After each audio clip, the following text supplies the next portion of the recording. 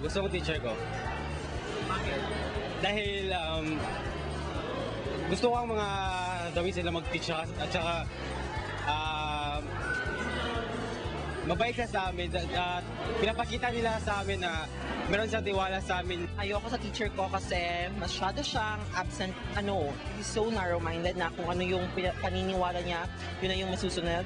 And he's not open for suggestions. Then, kung nagsasuggest na kami, yung ano pa rin yung gusto niya, yun na yung masusunod. Yes.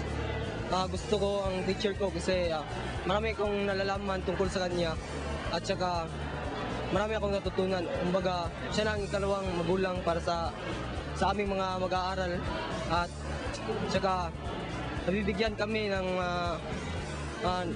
mga aral na hindi namin na nadidinig or nakukuha sa ibang mga teacher dun sa ibang paaralan. Ayoko sa teacher ko kasi he is bookish tsaka he is so perfectionist.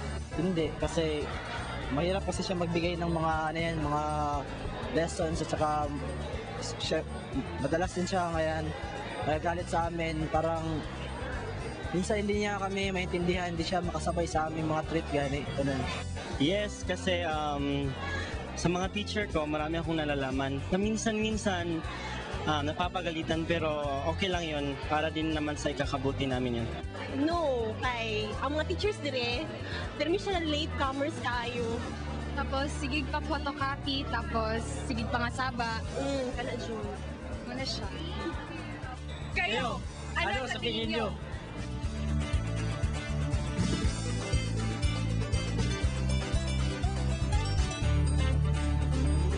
Ang Kabataan Express ay hatid sa inyo ng UNICEF.